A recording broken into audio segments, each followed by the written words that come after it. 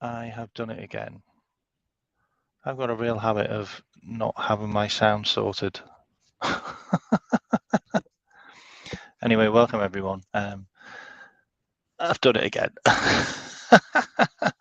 I'm always doing the mute mic at the start of my show.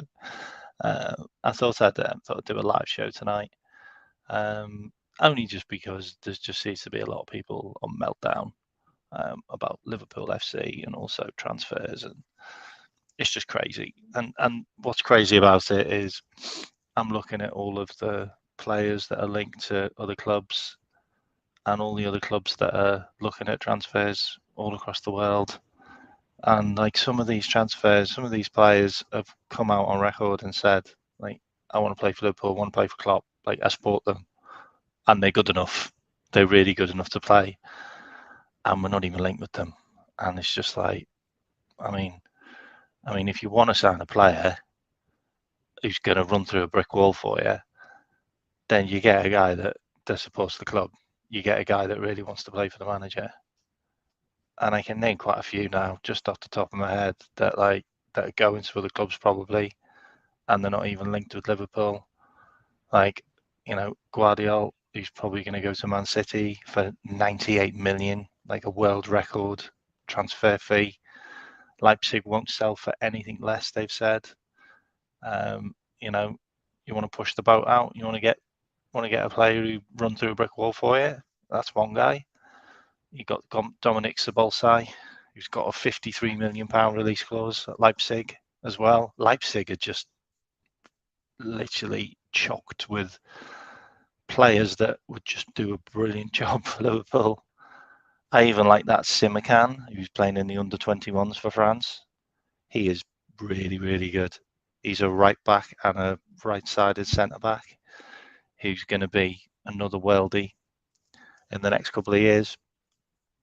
He's 22 years old. He'd be really good for Liverpool as well. We are linked with some good players. Keprin Thuram and Manu Kone, they could do a brilliant job in midfield, no doubt. Absolutely no doubt. And it's interesting they've been left out the under-21 team completely. Who knows what's going on there? And David Lynch has come out as well and said that Thuram's close. I mean, if you're going to pay 35 million for Thuram, you might as well pay 25 million for Kone. You might as well get both of them. They're a complete package. They played from the age of 16, 17 for France, and they're now both full internationals. Thuram's had World Cup experience. Kone's on the verge of the international team, like as a regular. The people that are stopping them from playing for France main team are Camavinga, and Tchouameni. So it's like you've got two incredible players keeping two players that are going to be incredible out. It's really interesting because I honestly think they would do a brilliant job for Liverpool. They would completely revamp our midfield. If you're bringing those two in to replace an Oxlade-Chamberlain, a Keita, a Henderson, a Fabinho in the future, even Thiago, those three forementioned are only a year, 2 years away from retirement home anyway. They haven't got long left at top flight football, if I'm honest. Fabinho fell right off a cliff last year. He's just played an insane amount of games under Klopp, and he's kind of played that role where he's got to do last-ditch tackles. He's got to make those leggy runs, and it's just caught up with him. And he looks like someone needs to check his passport because he doesn't look like a 29-year-old anymore. and then you got the likes of Henderson, he's been on the decline for a number of years now. He seems to put in a good performance for England every now and again, and does a job every now and again for Liverpool, if I'm honest, like completely honest. But he just runs around no tackles, no duels, no headers, hardly any assists, not many goals in his entire career really. And at the moment, all he does is get in the way of free kicks. So I think it's quite interesting, the whole midfield conundrum. We've already signed Alexis McAllister, who for me is probably in the top 5 central midfielders in the world last year, form-wise. Just the whole package.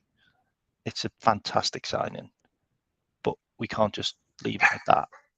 We lost 4 players.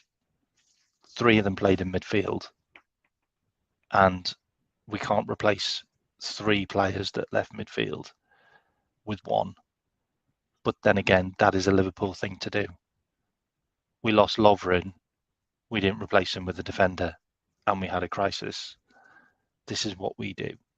So, don't be surprised if we don't get anyone and we just end up with McAllister and Tyler Morton back off loan. Seriously, it's not out of the ordinary for that to happen. It's happened to us before. It could happen to us again. And it's an interesting spin on things. But for me, we have to replace 3 with 3. I feel like we have to replace 3 with 3 because we lost Keita, Ox, and Milner. And I get that Keita and Ox didn't really play that much.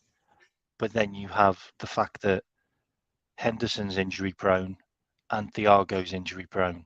So you've now replaced Keita and Ox with Henderson and Thiago. So we're back down to really one midfielder, which was Milner, who always played really if we wanted him to.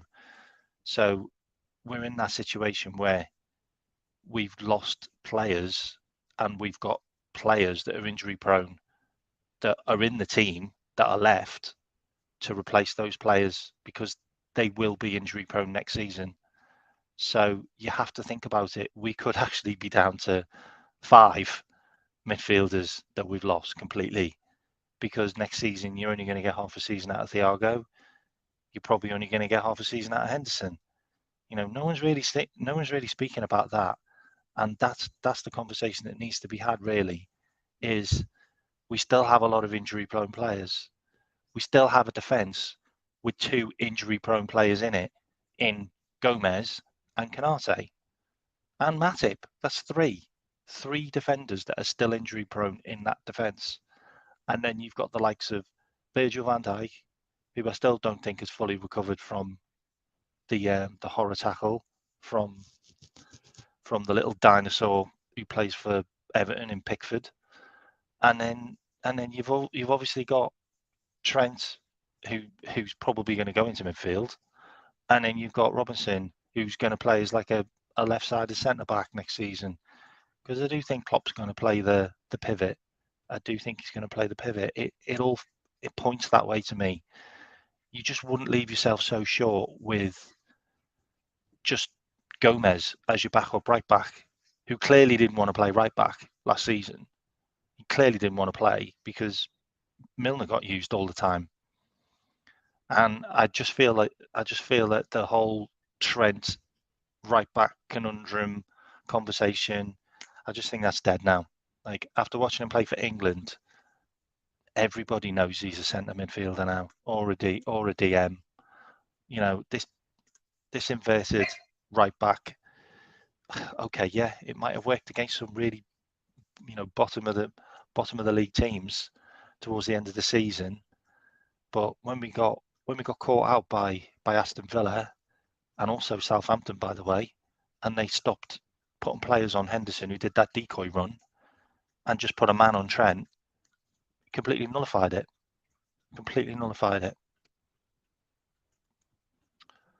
Big up Redbird, and also big up for telling me that I was on mute. I've got a habit of doing that. Big up Jared as well, and also big up Jordan. Also big up Seb. the link's there as well. If anyone wants to jump in, I'm happy to have a natter with anyone about football. That's what it's all about. I got to be honest as well, Seb. I didn't expect Southgate to play Trent in midfield either. But I mean, it's hard to deny that the putting Trent in midfield makes it a real problem for other teams. If you look at those two games with Malta and Macedonia, and I know Malta and Macedonia aren't really a high bar to judge him on, but they had three players on him. Like they had three players marking him. Like he would not get left alone. And if you think about a player that's that dangerous into our midfield, where the opposition have got to put loads of their midfielders on him to literally nullify his creativity, then that just leaves McAllister free. Like that just leaves Salah free. You know, that leaves our midfield more free to be more creative, which is something that we just haven't done. You know, can you imagine the amount of chances Jones could get? You know, if there's three players buzzing around Trent, and Trent just gives the ball off to him, and he has a free run on goal, or he has an opportunity to put another assist in. You know, it really just opens things up. And at the moment, our midfield was losing battles constantly. You know, last season, that was the biggest problem. We just weren't winning the battles in midfield. We were being outrun. We were being bustled off the ball. You know, we were playing Harvey Elliott. He's just lightweight. He can't tackle. He can't win. Can't win any duels. Same as Henderson. You know, you're two men down there straight away. So if you're playing Henderson, Elliott, and then, you know, Thiago or a Jones or a Fabinho, you know, you're already on a losing battle if you're playing against another three in midfield or even a four in midfield. And a lot of teams do play five, you know, around that area. So, you know, you could throw a blanket over them, some of them as well. I just think that Trent in there gives a lot of teams worries. Absolutely, Paul. I mean, I can't disagree. Like, you know, I've said this a number of times now. Really, it looks like we've been playing the best midfielder in the world as a right back for the last 4 years. And for me, that's just scandalous. It just is. I mean, the potential that not only Liverpool could have had from having Trent in midfield for the last 4 years, but even England. Like, we could have won the Euros. We might have won the World Cup if we'd have played Trent in midfield. We just don't know. Like, a massive problem with England is there's no creativity from midfield. There's never been enough creativity from midfield. And probably our best midfielder for England is probably Trent. And he's been sat there as a right back. And he's been sat in the pecking order with all the other really good right backs. You know, Reece James is a really good right back. You know, there's been a lot of good right backs for England. And, you know, we've actually stifled Trent from being able to achieve a lot more by keeping him in a position that, okay, yeah, he's a good right back. He's probably been the best right back in the world as well for the last couple of years. But can you imagine how better he'd have done in a natural position that he's comfortable with? I mean, for me, that's scandalous. That's scandalous. He's 24 now. Okay, so he's 25 now. You know, he's had 5 years in top flight football, probably longer, probably even 6. And he's been played in a position that he's not natural at. Like, he's now going to come into his prime in the next couple of years. He needs to be playing where he's comfortable at playing. And if he's comfortable at playing as a DM or a central midfielder or a box to box, then you have to give him what he wants. Otherwise, he'll walk. He will walk. You know, if he's got the opportunity to go to a club and play centre midfield where he wants to play, and Klopp refuses to play him as a centre midfielder, don't be surprised if Trent walks. Don't be surprised if Trent puts his transfer request in next year, or even 6 months down the line. Don't be surprised. Like, why would a player with that much potential want to stay and play in a position where he's getting roasted, or play in a position where the media are constantly picking him apart every single time? Like, I really feel sorry for him. Like, and Klopp's even said that's not his job. His job isn't to defend, but that's what he's having to do. Like, is he not watching the games? Is he not watching the replays back? He's having to do a lot of defending, and he's also our most creative player. So you're making him do two jobs when, if he goes to another team and he plays in centre midfield, he does one job, and then the defender does his job. Like, why make it complicated? Like, and he makes things a very, very complicated.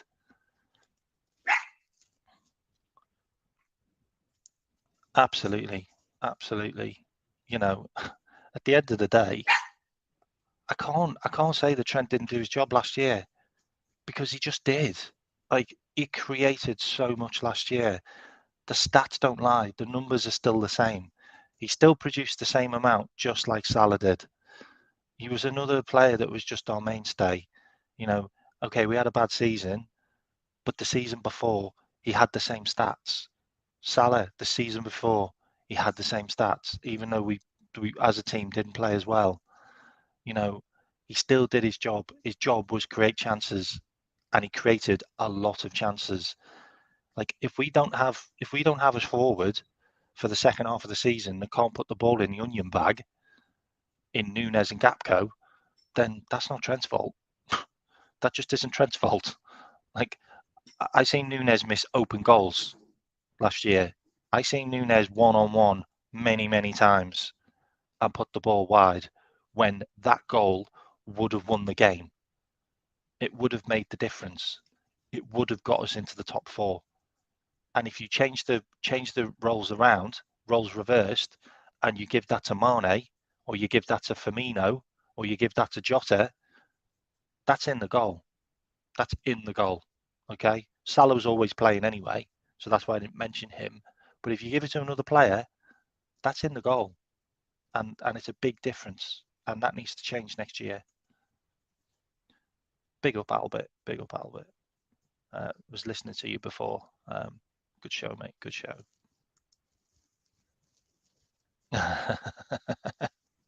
You can if you want, mate. You can if you want. I'm only doing this for an hour. I just thought I'd jump on because just there seems to be so much stuff about transfers and it's just melting down. Okay, so what I wanted to talk about transfers. Right. So what it looks like is Liverpool's main targets. Okay, so Klopp had his list. Yeah. This year he had his list. Top of his list was Jude Bellingham. Okay, you can't deny that he didn't want Jude Bellingham because he talked about him enough. And then you got Mason Mount. You can't deny he didn't want Mason Mount. He talked about him enough. And the list kind of goes a bit cold there. Okay.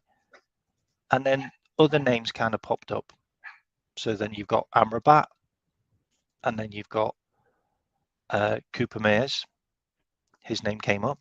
Then you've got Aroku, who's the Turkish lad who's been sold to Benfica. He was on the list. Then you've got Kone, and then you've got Thuram, and then you've got Lavia. And you've also got Ward-Prowse. So you've got a couple of these players that are all on Liverpool's list. Okay. So just trying to work it out on a positional side of where these players would fit. Okay. So we lost Keita. Yeah. Keita mainly played on the right. So he played on the right of midfield. And then we'd lost Milner. Milner kind of played anywhere in midfield, but mainly he was mainly predominantly used as a left back or a right back. Okay. And then you've got Fabinho, who's obviously dropped off a cliff. He's a DM. And then you've got Henderson. who obviously plays on the right as well, but he also covers as a DM. And then you've also got Thiago. Okay. So we need to kind of put into positions where these players would go. So for me, Mount was going to be on the left. Okay. So he was going to be the left-sided attacking midfielder or midfielder. Okay. And that's where Jones has played for the last half of the season, pretty much, and been the best midfielder we've had. Okay. So we never got Mount. I don't think we didn't try for Mount. I just think we realised that he was going to cost 60 million plus. Okay. We probably thought we were going to get him for like 35, 40 million, which seems to be the number which we seem to be rating players at.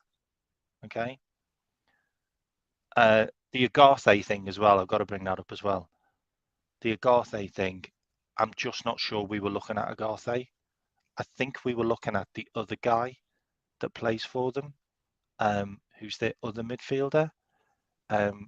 Is it Fabio Ruiz? Is that it, Albert? The Portuguese lad? The other guy that plays with Agarthe, is it Fabio Ruiz? Fabio Ruiz, yeah. It is him. Yeah, okay. So I think we were looking at him. I think we were scouting him. And his price is ridiculous. And I know it's come out that it's like 25 million. It's not 25 million. You ain't getting a Portuguese midfielder that good, leaving a Portuguese team for less than their release clause, which is probably about 80 million, like everybody else's. Anyway, I digress. So you've got Mount on the left. I think Jude was going to be on the right. So I genuinely think we were looking at Mount and Jude. Okay, it's really hard to not think that those two were going to be the players that we were going to go for, because all of the stuff that came out was about those two at first, and they both don't play in the same position. They play next to each other, and I think that complements a DM, which probably would have just been Fabinho. Like I don't think he's ever been in the reckoning to leave. Okay, so we probably might have asked about Jude, and they just turned around and said, no, he's going to Real Madrid. Okay, so that one's gone. So then we're looking at other players. A couple of other names that came up were Cooper Mares, Amrabat, and then we're now looking at Thuram and Kone. I think Thuram and Kone were pretty far down on the list, you know. I don't think they were our number one or number two picks. I think they were probably 3 or 4 picks. And if you look at the ages of players, obviously Jude's a bit of an anomaly because he's a generational talent. But if you look at ages, they're kind of getting lower and lower. So you've got like Mount and then Amrabat, they're like 24, 25, and they're getting lower and lower. And now we're down to 22-year-olds. So if we don't get Kone or Thuram, then we probably are going to look at Alavier and some other 19-year-old, 20-year-old kid. Like, you know what I mean? I think that's kind of where we've gone. We've come down the scale a bit. You know, Cooper Mares is like 25, Amrabat's like 26, or 25, 26. Mount's like 25. You see where I'm coming from? The age groups have kind of lowered and lowered. What's he saying about Fabio Ruiz? Well, was it Pedro? Okay, so Pedro Gonzalez, I really rate him. Like he's a goal scoring midfielder, like 10 plus goals a season. I think he did like 20 goals about 2 years ago. But I think he's like 27, isn't he? 20, 27, 28 maybe. Like that I don't see us going down that route anymore. But I also don't see us going down buying loads of kids from like lower divisions to do a job either. I think that lesson's been learned. So my scenario is, if we get Thuram, and obviously we signed McAllister. McAllister's 24, by the way. He's younger than Trent. Okay. So even if we decided that we're going to do a 3 in midfield, which is what you mentioned would do, Albert, before, then that 3 just now, like just looking at it now, right now, if we signed all those, if we sign those players, or we don't sign those players, sorry, then you've got Trent, Fabinho, and McAllister as a 3. Is that 3 in midfield now a strong midfield? I think that's a really strong midfield, by the way. It's better than it used to be. And then you've got the likes of Jones, Henderson, and Thiago as backup. Somebody raised, I think it's been Kurdish, who's been raising this argument that Fabinho is not as bad as we make him out to be. It's just that he's been overworked. He's been overworked. That I mean, there's no denying that bit. Yeah, most people wake up every morning and have to go to work for a lot less But you have to pay. do Henderson's job as well every day. Sorry? But do you have to do Henderson's job on the pitch every day? Well, fielding Henderson is a choice that is made by somebody who shouldn't be making that choice, because you are able to stand in front of a microphone and ridicule the team captain for stopping goals that are going into the net on the opposite side. Clearly, what you really think about him becomes evident then. I just think that his output has reduced. I'm for radical surgery in the middle of the park. I think at best, Fabinho should be slowly reduced to somebody who comes in later on in the match, and basically like you have a closer in a baseball match, and be the person who comes to shut down shop. I'm just not impressed with his output. I'm not impressed that he's played some pretty horrible matches.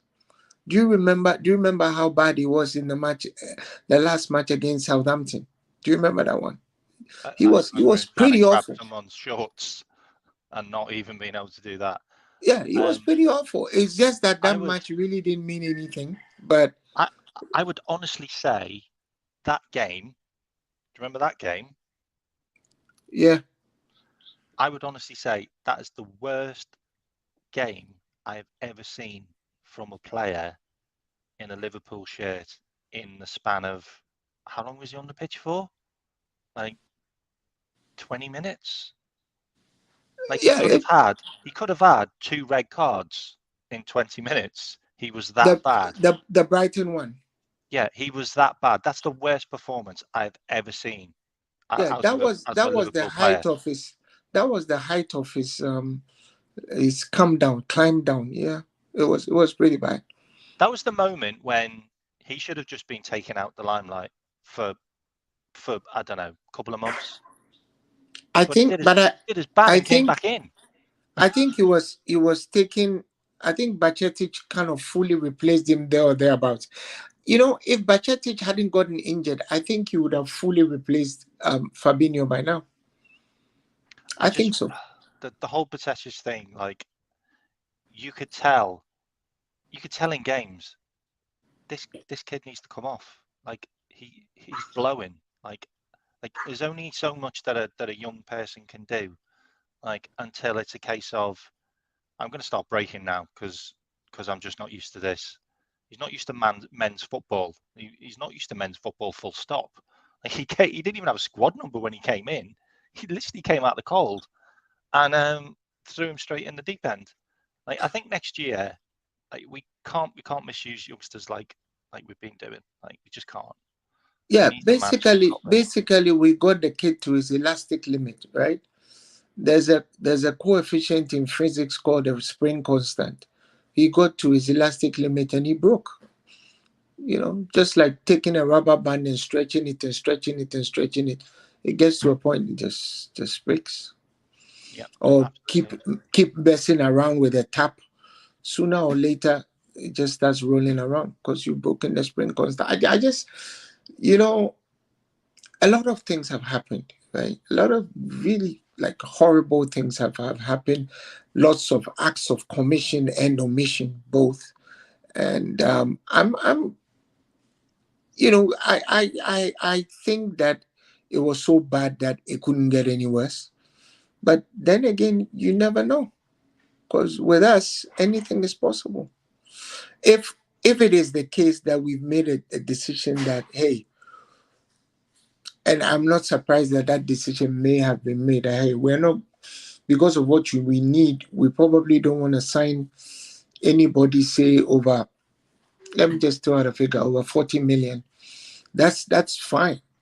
I think there are adequate 40 million pound players that you can get to make Liverpool very, very competitive again. I strongly believe so. I agree too. I agree So too. so the important thing is go out and do it. You know, stop wasting everybody's time. Get out there and do it. So what I was mentioning before you joined, I don't know whether you heard it. Also, big up everyone that's in the chat. If you haven't subscribed, if you can please do, that'd be great. I'm looking to get to 100 subscribers. I'm not really like a subscriber like type of channel. It's just I was doing this for fun really, and now kind of like doing this. So it'd be great if I could get more subscribers and also like the video as well. Also, big up Stefano. I've not seen you on here before, so good to have you. And Harvey Elliott not starting for England for anyone's is worrying when you've got players that I haven't even heard of playing ahead of him, like players that are in like I think they're in the second division playing ahead of him, which is quite worrying. Also, you've got a question here, Albert. Yeah, go ahead. Can Albert give his opinion on Harvey Elliott? I don't think Harvey Elliott should be playing for Liverpool. That's my opinion. And this is not to put down a young player trying to rise to the top. And I don't think he's a Liverpool player. I'm sorry. We've started him for 42 games, and that tells you. I mean, ask yourself. Say the big teams in the EPL or elsewhere, Man City, Manchester United, um, Spurs, name them. How many of them will start him? We started him in 26 games. He played in Tottenham, 42 matches, and he's Tottenham wouldn't even start him. Tottenham yeah, wouldn't start him. You yeah, have to think he's about the level of teams. Like yeah, how far he's down do you go before a 19-year-old midfielder plays 42 games for you? yeah, It's he going quite low. well, if Well, Gavi team and got Pedri, relegated with a Gavi and 19-year-old midfielder Gavi starting and for them. Pedri, yeah, Gavi, yeah, you make a very good point. You see, there's something there's something about simply overloading a young player. Every now and then you get a prodigy that can do all that. But even look at Jude Bellingham. Guy's got a bum knee because of the load that has been put on him. And I'm predicting that that knee of his is going to become a problem. So, Harvey Elliott is somebody who was touted as, one of the young techs coming out.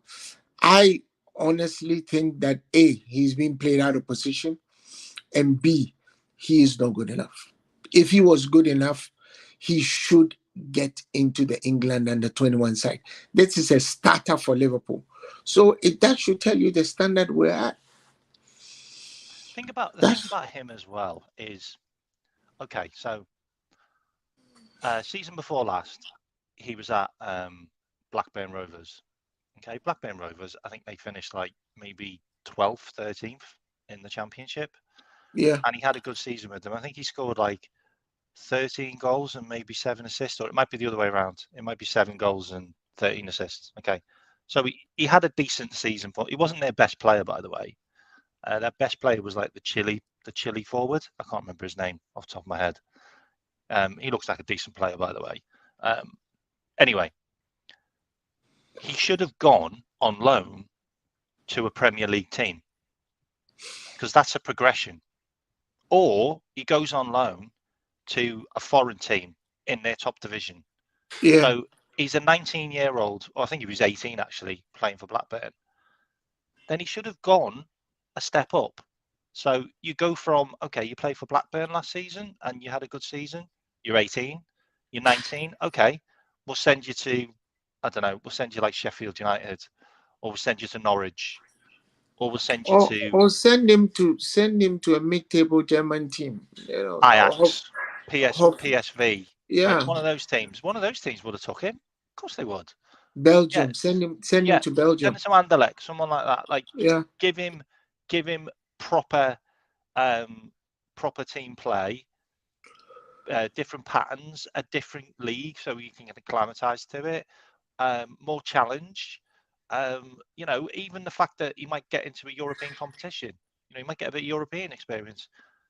Don't just take him back and then chuck him right in the deep end at Liverpool to do a job in a position that he didn't do the season before. Well, And start him in the wrong mental. place.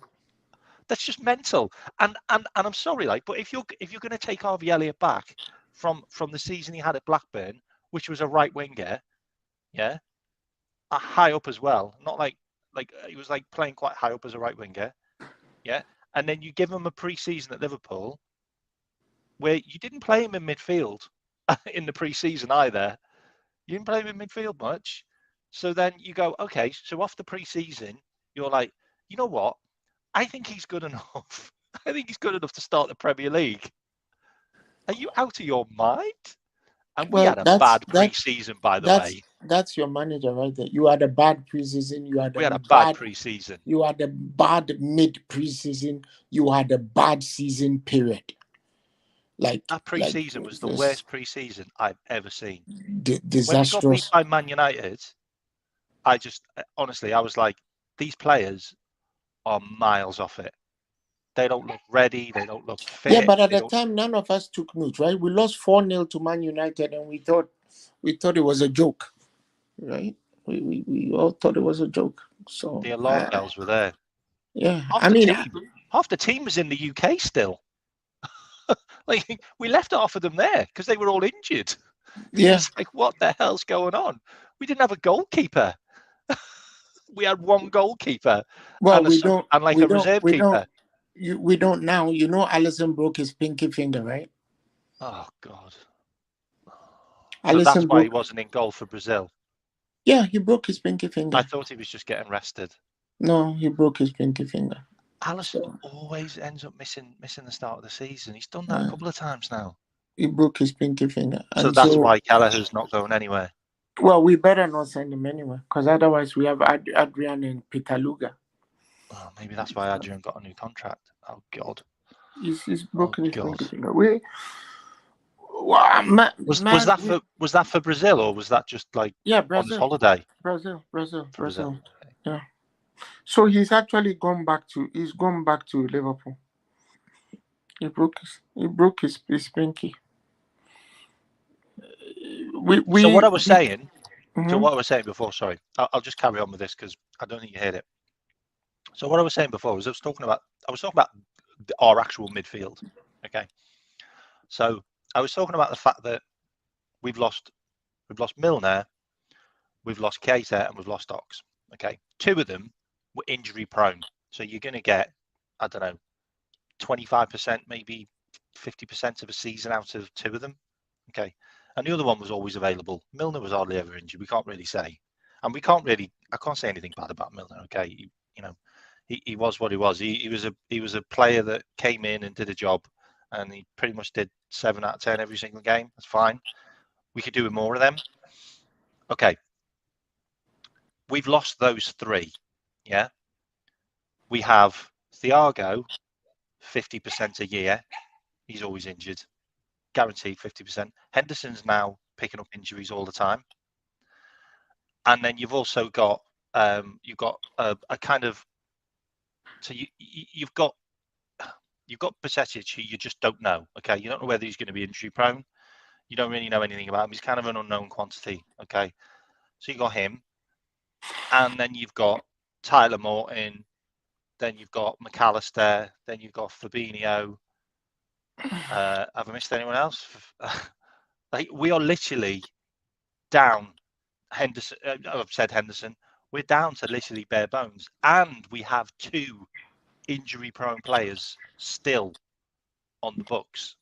So we've lost 3, and 2 were injury-prone. We've got 2 more that are injury-prone. Like, I just don't think. Oh, sorry, Curtis Jones. He's not. He's injury-prone as well. To be fair. So we're and really and down to. and the rest of them, add the fact that the rest of them are not, they aren't what you will say are Liverpool class. Like, I don't know, the English is escaping me, but let's say, let's just say they are not tip top standard, you know, if you know, Substandard. if you know what I mean. I'm Yeah. saying that apart from Thiago, maybe Yeah. I wouldn't class Curtis Jones. Curtis Jones is doing better, but he's not there yet. So in essence, we don't really have, Fabinho is on the decline. We don't really have a midfielder who's like, up there in the top Like a echelons, really. like a genuine Wijnaldum, always Yeah, available, yeah. always We producing the don't have goods. those. We don't have Yeah, those. we don't. We don't. We have many midfielders that are injury prone, not not guaranteed a 7 out of 10. Yeah, and also could make a lot of mistakes as well. Like, it seems to be cropping up quite a lot. It's pretty scary. Like, it is pretty scary. And then we've got obviously McAllister that's just turned up.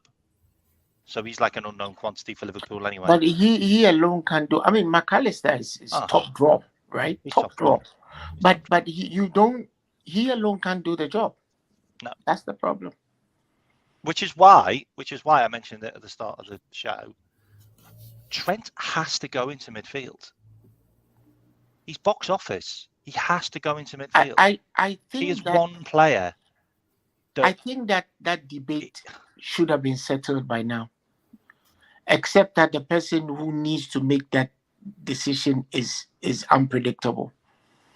But I mean, who hasn't said it? Stevie Gerrard has said it. Jamie Carragher has said it. And let's just talk about even like Liverpool legends, if you can call them that. John Barnes has said it.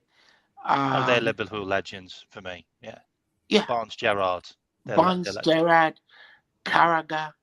Yeah, Um, these are guys who basically gave up their adult life and their playing career for Liverpool. Name them. Even Ian Rush has said same. John Aldridge. They've all said Trent should go and play in the midfield. The all England of them, manager has said it. I mean, who all better of them. than the England manager to? And he has demonstrated that Trent is better in the midfield. So what else are we waiting for? Except that our manager is unpredictable. So you don't know what he's going to do. Well, I mentioned it at the start of the show. I'll get you in a sec, Baz. Sorry. So I mentioned it at the Hey, start of the Baz, how are show. you doing, man? big up, man. Big Big up, up, mate. big up. How you doing? I Yeah. mentioned it. I I'm doing mentioned it at the cool. start of the show, and the whole Trent conversation. We could. There's a good chance we might have won the Euros and the World Cup with Trent in midfield for England. Like, it's really not inconceivable that extra creativity that he gives, which is just improves the team by no end. I mean, you just look at that ball that he played for Saka. Like, he told Saka at half time, just make that run again, mate. I'll get you. And Saka did. Saka even said it after the game. He goes, Trent said to me, just make that run again in the second half. I'll get the ball to you next time. And he did. But with It's insane. with Trent playing where he played in the middle of the park, Italy probably don't win the Euros, right? At Wembley, they probably don't win. I'm convinced. I'm convinced that England probably win that match in regulation time. They probably win it in 90 minutes. you know what? Southgate's probably sat there after watching those last 2 games with Trent, and he's probably sat there thinking, oh my God, Klopp. Like, why didn't you just play this guy in midfield? And I could have just picked him. Like, because he didn't have a sample size to work off. Yeah, but He really didn't have a sample size to work off. You can't blame him. Go back to our own season. What happened? After he realized that he was up shit creek, then he tweaked the formation and put him there. And when he put him there, we didn't lose a single match. Remember that? We didn't lose a single match with Trent playing the invert role, which is partial midfield, right? Put him in there, either put a fullback behind him or put 3 centre backs by him, and Liverpool are very hard to beat. But our manager is unpredictable. And that's one of the reasons why I want him gone. Yeah, I agree. Do you want to jump in, Paz? Sorry, mate. Yeah, no. Big up K-Mack. You can talk about the defence if you want, because that's the next topic. Okay, fair enough. And big up Uncle Albert, man. I've only just come in, so I've not heard the beginning of the show, but I'm obviously hearing about the Trent thing and stuff like that. Look, as far as I'm concerned, you know what? If you play Trent in the middle next season, which I hope they do, you give him one season. All he needs is maybe one full season in midfield, all right, to be the world-class midfield. Like, he can do things that Kevin De Bruyne can do. He could do things like, Barella could do. He is a born, he is world-class. He is world-class. And he said, like you said, Albert, I've seen you on a few streams the last few days. Like you said, he said in the interview, the England interview, like, you know what, he wants to play midfield. He doesn't see himself playing at right back anymore. And if we're not going to be, obviously we don't know the situations with midfielders and stuff, who's coming in, other ones are coming in or not. But this guy has to play in midfield, and they need to look at a right back. Someone like a Nathaniel Klein kind of right back. I mean, like someone's got energy, can go up, can go down, can defend. Someone consistent. Like your Finnans of this world. What we used to have. Kyle Walker. He was a good player, Finnan. Yeah, I mentioned Kyle Walker Peters. You know what? He's literally in the Championship right now. You can get this guy in, give him some good training. You know what I mean? And this guy will be solid. I don't think Kyle Walker Peters is that old. He's like 24, isn't he? 24, yeah. 24, yeah. But I mean, like, he can accelerate really well. I mean, like when you look at what's his name, Robertson that we brought in. He was decent at foot. It was decent at Hull, but he established himself as one of the best left backs in the world. And we could do the same thing with this guy here. We don't need to spend stupid money, but we just need to. We've seen it before with Liverpool. We've been linked with a whole bunch of players, who have gone on to play, like, the Nunez's and stuff. I'm talking about the one at Wolves. We've identified talents, but we've just never been ready to put the money in the bid or take the chance and get them. We identify players. We just need to, like, do something about them and at the price where they are realistically available, affordable even, and just put these guys in, and we can create something.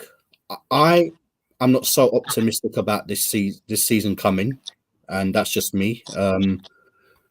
But then it also depends on what Klopp is going to do, and like you said, Albert, just not too long ago, we've got a very unpredictable manager, and that's why a lot of people are actually they're stressed, they're worried, they have anxieties, they don't sleep well at night, thinking, what is going to happen? Are we going to get the Jurgen Klopp that's just going to swallow his pride and just do the right thing, or are we just going to get the stuck-up, arrogant, not stuck-up, sentimental guy that's just going to keep giving people chances that shouldn't be here? It's a very sticky situation. I mean, that's fair enough. I mean, what I mentioned before to Albert, I'll mention it again because I don't think you heard it, Baz. But no. Even if we don't get any more midfielders, like a midfield three of Trent, Alexis McAllister, and Curtis Jones, or even Thiago, or even Fabinho, does that feel like a strong midfield three for next season? Okay, What I'd say, I think so like a rotation, but McAllister and Trent would be the mainstay. I'm not even talking about like Thuram or Kone. I'm just saying if it was just okay. This is it. I still think we're lacking in. I wouldn't say world class, but we're lacking in quality. You know, we might have the start of the season. Let's just say everyone's injury free. Okay, midfield. We might have 10, 11 midfielders, but are these midfielders actually good enough? I mean, like, thank you, realism. There, you've obviously put like the players that we have there. Someone like Thiago, IP's injury prone. IP's injury prone. This is it. You know what? When you look at Thiago, Fabinho, Hendo, Curtis Jones, even Elliot, I'm going to bring in there. Yeah, that's quite a list already with players that are. I just don't think they're good enough through either injury prone, you know, or just not reliable. Curtis Jones had a great start at the end to the season, but I don't want to see him start a lot. I still think he has to. He's at a good level now, yeah, where his game has improved. He just needs to have that come off, come up, come off sort of thing, just to get him there. I don't think he should be an automatic starter personally. Just yet, I think he's still got a lot to learn because he's been injured a lot of the times previously. We can't put the pressure on Jones next year like that. Exactly, that's what I'm saying. So that's why with your freak that you mentioned, that you know him in there. Even Basetic, I think we've got to nurture this guy very carefully because he can be a great midfielder. We talked about that, yeah. Yeah, you can't just burn them up. So personally, when you talk with the midfield stuff, I'm not too comfortable. I really believe they're going to need to get at least another midfielder in if they do get Thuram in and McAllister. I think that will give us maybe a bit more of a balance in terms of like, all right, here we go. You know what I mean? Let's see what happens. Just, you know, McAllister. Do you agree with that, Albert? I agree. I mean, if we got a Thuram, then we might be good enough, and then we should obviously concentrate on. So there are many matches this season that we started, and our midfield three was Fabinho, Henderson, and Elliot. So don't tell me that if you've got McAllister and Trent replacing Henderson and Elliot, you don't have a marked improvement. You like it's like 1,000-fold improvement. Do you remember the Brentford match? See, I have some really bad memories this year, right? Really bad memories. I think one of our worst performances was the Brentford match. Remember the Brentford match? Do you remember that? Yeah, and the Brighton one, to be fair. Yeah, Brighton was bad, but I'm coming to a point. Could have scored so Do you many remember goals. that Brentford's second goal? Yeah. Was a step over. Elliot attempted a needless step over. Utterly needless step over. And he was dispossessed and they went to score. Do you think McAllister does that? You think Thuram does that? You think Trent does that? So I wanted to point out something. There's one thing I like about Trent. I don't think Keita does that either, by the way.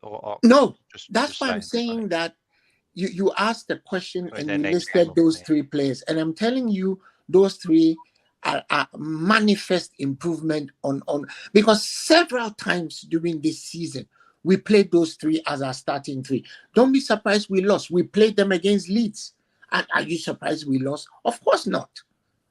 I played them against Nottingham Forest. Are you surprised we lost? Of course not.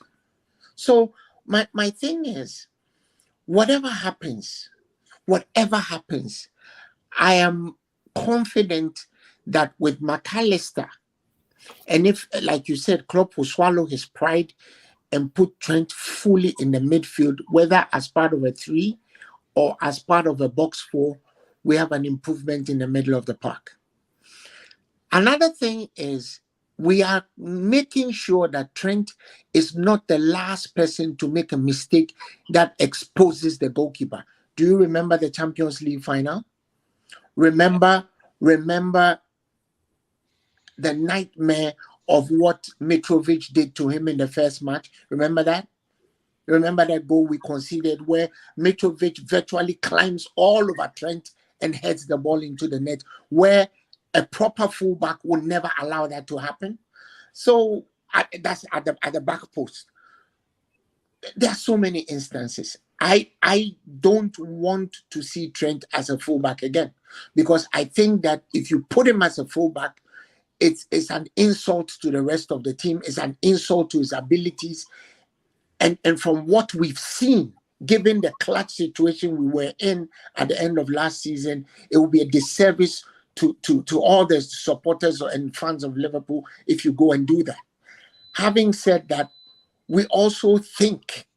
I also think, and many of you in the chat, many of us who talk on the YouTube, or many of the fans who watch Liverpool, think that we should douse down the use of Henderson and Elliott, because we saw a lot of improvement when Elliott was removed from the starting lineup towards the end of the match of the season. We saw that. So the evidence is clear. We can't keep going back to starting Fabinho, Henderson, and Elliott. So whatever we do is an improvement. Whatever we do is an improvement. Look, and I'm not saying we should do this. Even introducing Ward-Prowse into the middle of our team is an improvement. Yeah, Elliott certainly for me is not a midfielder. You know, I think he bless him. He's got the right ideas, but just cannot execute them. And I think it's just too much of a responsibility for him, because he's more of a right-sided player.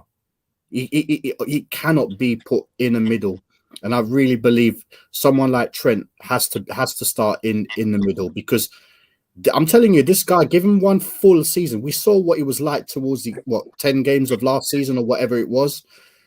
He needs a full 38 season in midfielder, right? And he's a De Bruyne. He's a De Bruyne. He's everything. You know what I mean? People like your Nunez's of this world who are struggling at the moment, for people to, you know, sort of hoofing it up there, just like these little slot passes in, those things like that. Yeah, he'll get them going. Definitely will get them going. I mean, that's what we've missed over the years. A creative midfielder. You know what I mean?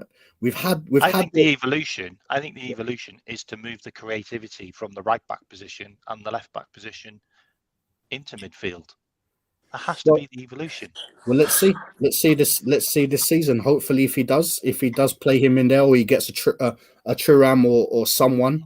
Graham Souness used to say all the time, we don't have this cute midfielder like your Bernardo Silvas of this world, or these people that can turn.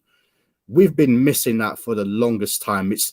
It's important to have creativity in the team, because if we don't, where are we going to get it? I think we tried it with Elliott, but it just doesn't work. And Carvalho, it just doesn't work. Okay, they're just not good enough. They're too young. They're too lightweight. So we've gone for a bit more muscle. Carvalho, in my opinion, will probably do himself a disservice as a footballer, because he's not humble enough to learn and bide his time and get to the level that he needs to get to through hard graft.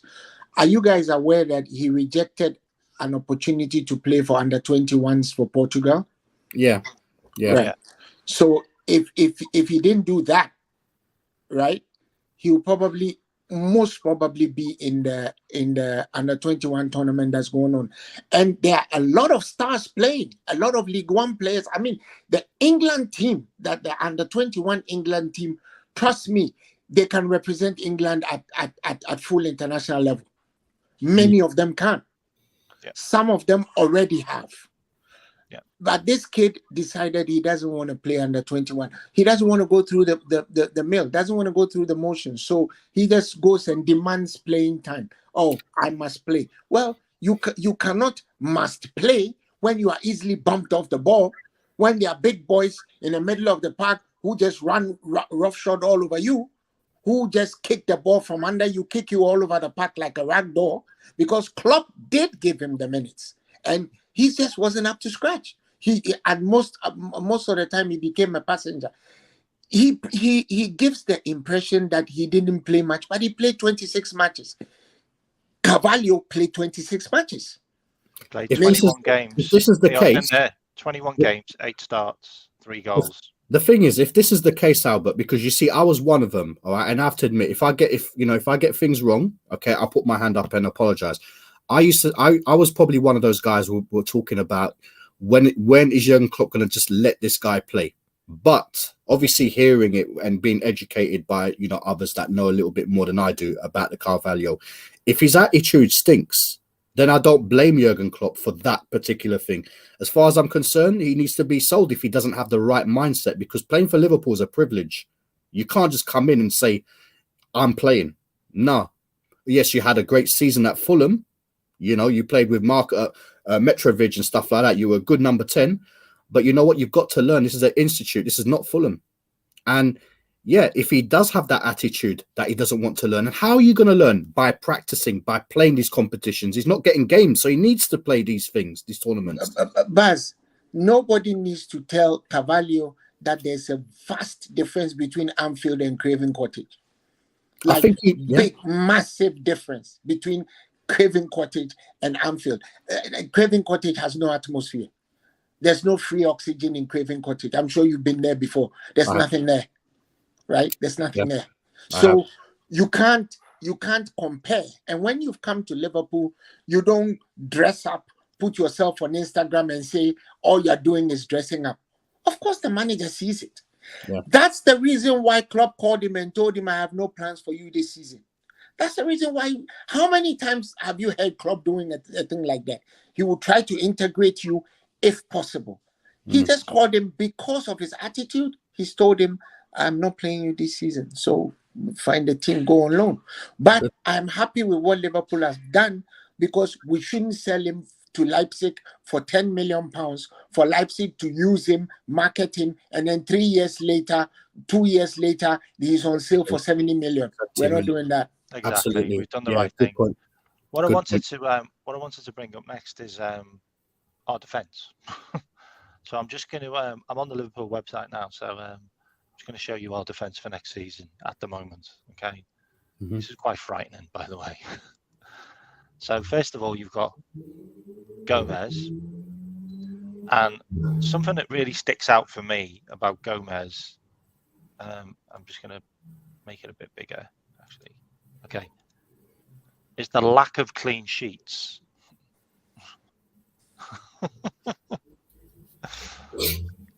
31 games, 11 clean sheets. So concede a lot of goals when Gomez is playing, by the way. He played 31 games last season. That's interesting. I didn't think he played that many games, did you? No, he was playing games, just it wasn't noticeable. Apart from his mistakes, they were huge mistakes. Then you got Virgil that played 41. Then you got Canate that played 24 games last season. That's unbelievable. Like, I thought he played more. Canate was injured though, wasn't he, in the beginning of the season as well? I'm surprised. I'm surprised that he played only 24. That's really small. But you know what, Uncle Albert? The thing is, all right, I think last season was Ibu's probably best run of starts, because he doesn't, he used to was integrated here and there, stuff like that. But he had a consistent run, so he was getting that. He's a fantastic player when he's fit. But I'm worried about him because he is potentially an injury-prone player, and if they're going to play this Trent system, that's why another reason why Trent should go in midfield, because if he's going to have to cover Trent, he's going to burn him out even quicker. And this guy, by the time he's 27, he'll be burnt out. Well, even gutted, I couldn't have put it better. Even gutted by 27 is a little far off, because the most important thing is how many games he misses a season because you are giving him work to do that you can avoid. You understand? If the guy is going to get burnt out by 27 and he's going to play every match and he gets burnt out, fine, we replace him. But in between getting burnt out is the number of matches he misses, because he is very important to our defense, given the fact that Virgil has slowed down a little bit for obvious reasons. Mm. And Robertson is as bad as he has been, without mention. I think that we need to protect him. So, like you said, either put a fullback there, or let's get a left-sided central defender, or left central defender, whatever. I've heard this Van der Ven guy being mentioned. I'm not impressed by him. I've seen him twice. He doesn't impress me, because even though he's good on the turf, his aerial ability is really suspect. Can't do lack of aerial ability if you're playing in the Premier League as a defender. Especially Liverpool. Especially Liverpool, and in both boxes, right? Because we rely on them for set pieces as well, in the opponent's penalty box. I don't think Inaccio's really good in the air either, though, if I'm honest.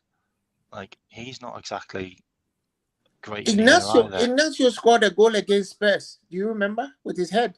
Oh, did he? Oh, okay. Oh, sorry, against Arsenal. Sorry. Oh, did he? Okay. Yeah. Okay. He must against be Arsenal in the box. Who's this injury history, by the way? Sorry. This is Konaté's injury record. That's at Liverpool. This is what I'm saying. A lot of people, I mean, look at the amount of games he misses. This is what I'm saying. He's an injury-prone player as well, which is worrying at the age he is. Because you know Joe Gomez, obviously as young as he is as well. Yeah, the guy's career is finished at Liverpool. Is finished at Liverpool anyway. At Liverpool, because this guy's only 24 years old, and if you did bring up like Joe Gomez's, obviously people know that this guy's injured, but the quality of injuries. The quality of injuries that this guy's had, yeah, he's not going to make it at Liverpool. Especially Liverpool is very demanding, yeah. Even him going at right back, it's going to be. It's again, like, you know, when you're talking obviously the defenders for next season, and he's still on our thing.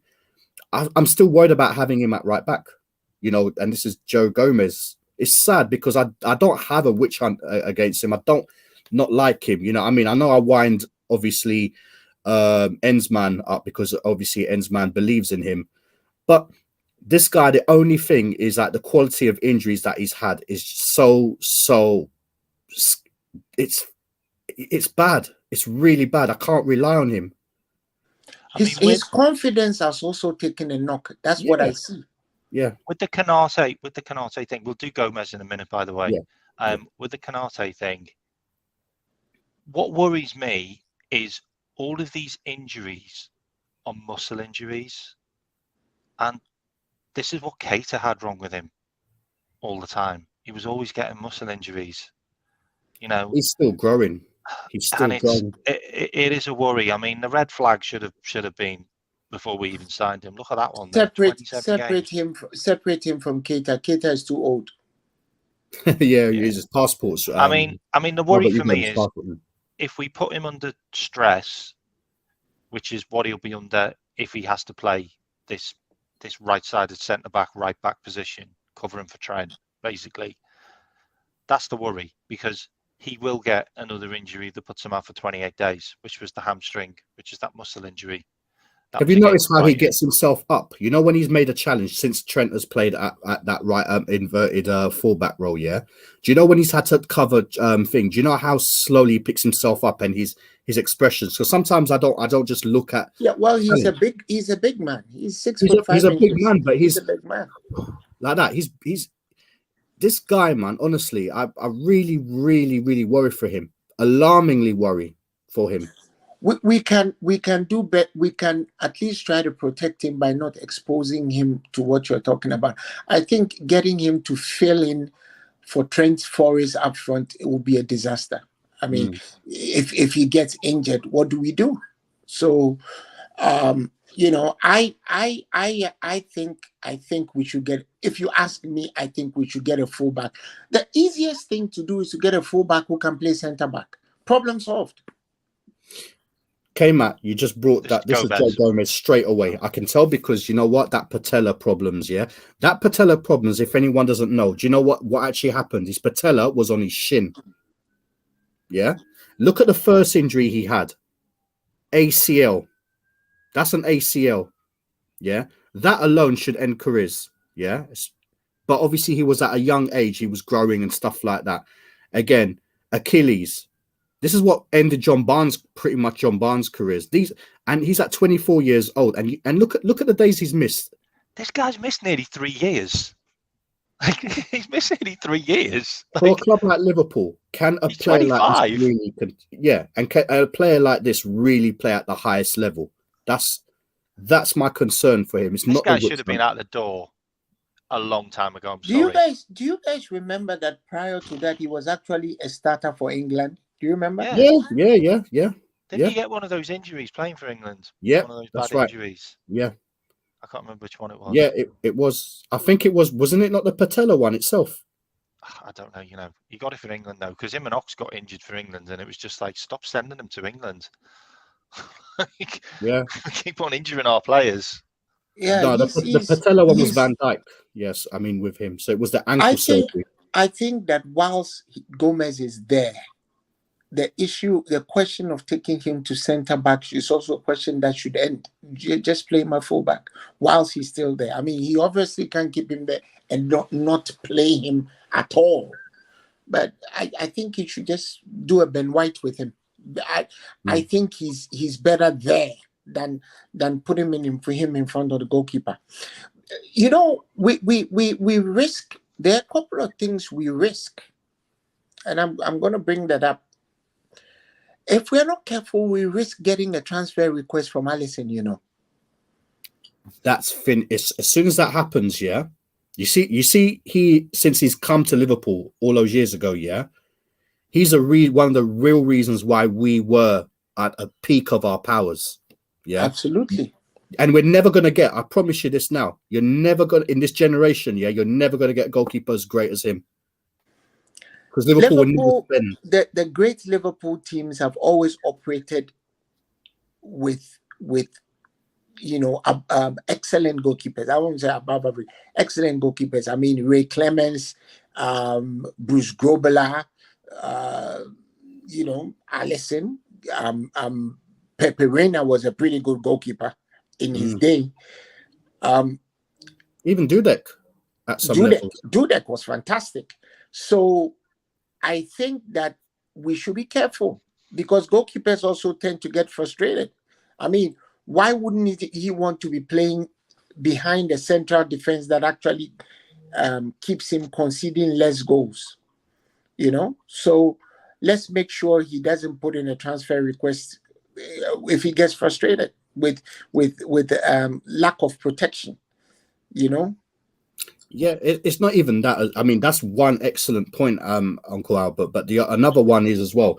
You know, when a goalkeeper's just constantly exposed to that, you know, that because of their reflexes and stuff like that, yeah, they stop. They get to the point where psychologically it's like, well, you know what, I can't be bothered no more.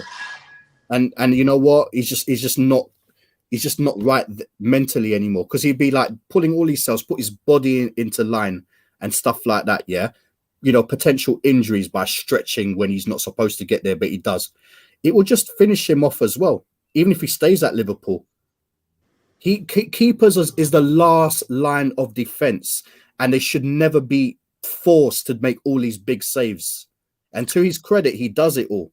He saves us a lot. Last year, all right, obviously, as we know, right, you know, he kept us out of trouble. But imagine him having to do that for the next 2 more years. Well, he gets to a point where he checks out then, doesn't he? He's in the post, but he's checked out. Right? Stress fractures, all sorts. I don't know though. You know, I don't know whether goalkeepers would not like having to do a lot of work. Like, I feel like goalkeepers probably do like doing a lot of work. You know, at the end of the day, you know, if he stands around for like 70 minutes in the cold, but every now and then, though, K-Mack, and he doesn't have anything to do, then yeah, I mean, K-Mack, he doesn't want to concede 3 goals per match. No, I know. I know. I mean, we got to a point. I've been more worried about Salah. We got to a point during the season where conceding multiple goals was the norm. Remember January? Yeah, I mean, I've been more worried. Wait till Albert come back, but I've been more worried about if Salah decides that, you know what, I'm scoring like 2 goals here and you concede them 4, like it's just not working. Like I'd be more worried about the opposite person handing in a transfer request or wanting to leave. I think Ali's on board until we drop out of, like, literally out of European competitions. I do. Well, we need to be careful though. K-Mack, we gave him his chance as well, by the way. Like, no one wanted Ali. Like, he came to us and he became world class with us. Like, Ali, yeah, but Ali had that Roma. potential though. Yeah, I know, but it might not have happened at Roma. He could have gone down the wayside. He could have signed for a far lesser club. I just brought up the Joe Gomez actually games that he's played for us. Like, he really hasn't played a lot of league games. He's only played just over 100 league games, like, in his entire career for Liverpool, and he's been with us since 2015. Like That's I said, shocking. it's not through he doesn't have the talent. It's just the fact that he's injured. He's injured. Do you remember remember when he was with Van Dijk and they had that brilliant partnership? That's 2017, 18, isn't it?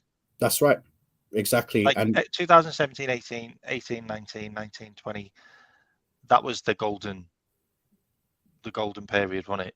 Where we were either in a cup final, winning a cup. You know, those 3 years were really serious years. And then obviously he's just completely dropped off. Like, look, 7 games, 2020, 21, played 8 games in the quadruple season.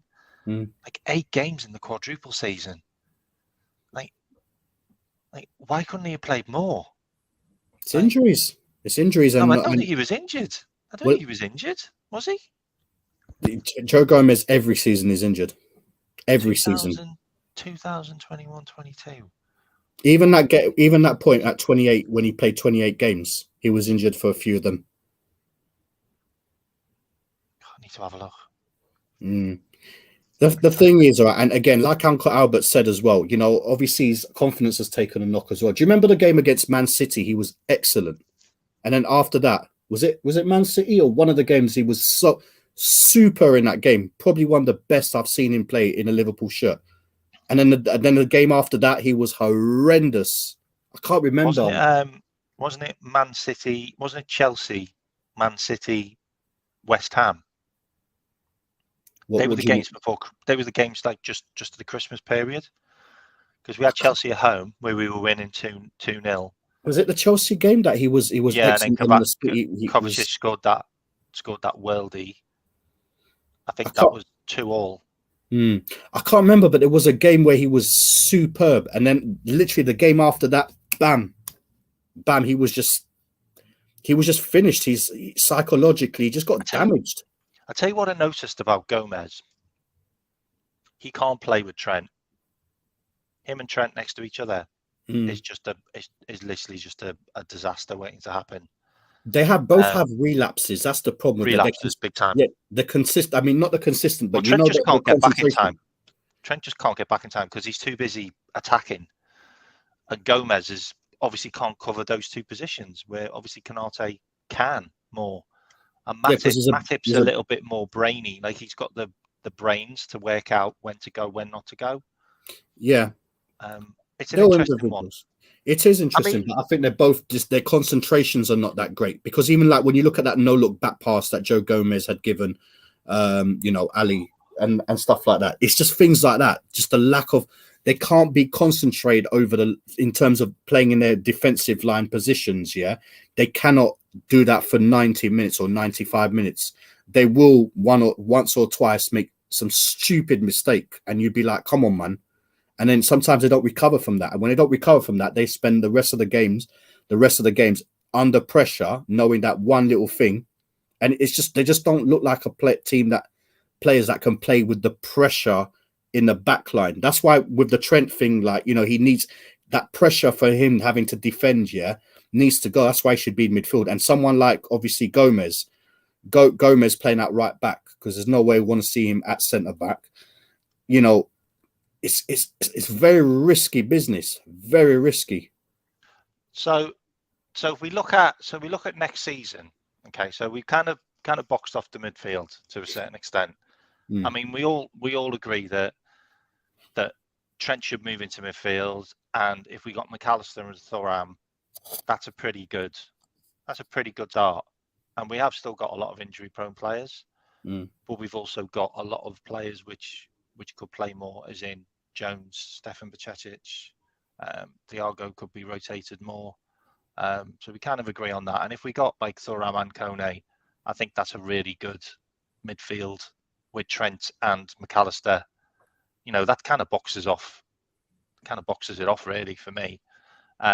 So we look at the defence now. Okay, so if we're sticking with 4-3-3 with Robinson and Trent, so this is like Klopp going back to old 4-3-3. Yeah, no inverted.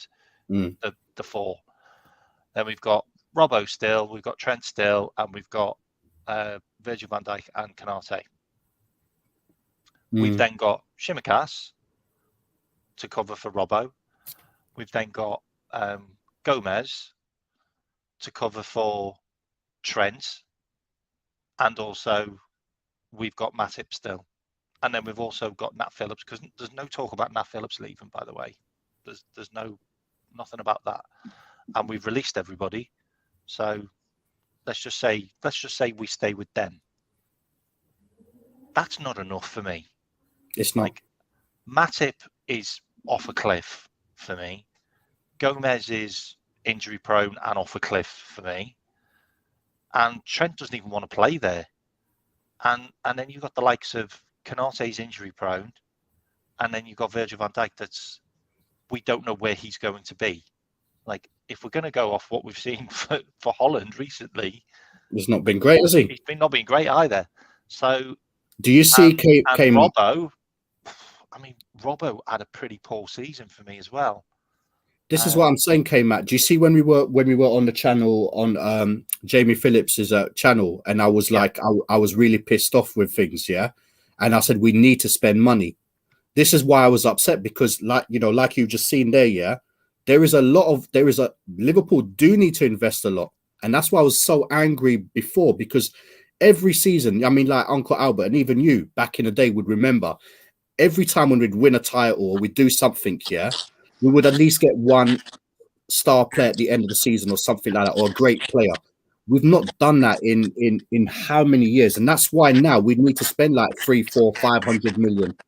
Not necessarily for, you get my drift in it, in terms of like bringing more heads in just to make things better. That's But where I'm going with this is, I can hear myself talking. I don't think it's me. Okay, so where I'm going with this is, if we stick with the four, yeah, which are the tried and tested, which have won us a lot over the years, then I have issues, yeah. But if we go to the three, I think we only need one this window, because obviously Matip's going to go on a free transfer. I don't know about Gomez, but Gomez can do a right back job, or centre back for me. He could do a job. It's the Robinson side which really worries me. It's the Robinson side. I don't think Robinson can be that centre back on the left. So what do? Do we move Gomez there? Because Gomez has played that position. It's risky. You know what I mean? That there's so many other scenarios there as well. So, do we need two centre backs, or do we need one that can play there and we start using Phillips more? Or can I ask Albert that? Sorry. Yeah, go ahead. Okay, so we go from the four, yeah, which I think is an issue. I think we need strengthening if we're only leaving ourselves with Shimikas, Robinson, Trent, Gomez, Matip, Konate, and Virgil van Dijk. Or we switch to a three, which then leaves us with no left-sided centre-back, because I don't think Robinson can do that job. I don't think Shimikas can do that job, by the way. Then you've got Virgil van Dijk. Then you've got Konate, Matip as cover for Konate, and then Gomez, who covers for Trent, or or that, or also centre back? We need a central defender to come in any way, anyhow. And it's a We need a starter. Is it a yeah. starter? We need a central Yeah. defender in the team. Look, my Starter. preference. If you ask me, what do I want? I think we should go 3-back. It's the easiest way to resolve our problem. The only thing then is, where do you place Robertson in that conundrum? That becomes a legitimate question to ask. If you go for a 4, then you need to bring in a fullback for the right side, because Trent simply should not play midfield. Look, another thing, we may also risk Trent asking for a transfer. We may also risk that. The thing which gets me is, okay, we've sent Ramsey out on loan. Yeah, we brought Bradley back. So Connor Bradley's back. He's a right-sided. He's a right back. Is Gomez going to be our right back? And Trent move into midfield? I see that happening. I thought Gomez didn't want to play right back. They're not going to spend the money, so they're going to. Gomez is going to be the right back, whether people agree or not, or people have their views or not.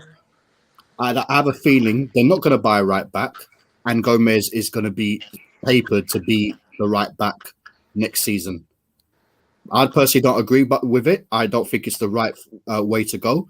However, that's what's going to happen. And Connor Bradley, for example, I know he was a captain, in the younger like levels and stuff like that. Yeah, he's been at Liverpool for a very long time, and only now is he actually going to be the one that's going to step up. I don't think so. I just think because his loan time is finished over there, and I think they're going to use him sparingly. Obviously, you not see him as like another Nico Williams. I think Nico Williams was a better right back personally. I think Nico Williams is a great player, by the way. Yeah, I never thought he should have been sold. Yeah, Connor Bradley. I mean, look, it would be nice to see the young Liverpool academy players get into the team, but I just don't think he's good enough. I think if he's had all this time at Liverpool, whether he's gone on loan or whatever, to show something, and he hasn't shown it, because otherwise he would have been in a Curtis Jones position, in the sense of playing a little bit more with his seniors and stuff like that. It just don't think he has that next level side of it. I'm not saying he's a bad player. I just don't know if he's good enough to play in this Liverpool team. It's an interesting one because I've listened to a lot of shows, and a lot of people are saying, "Oh yeah, Klopp's just going to revert back to 4-3-3."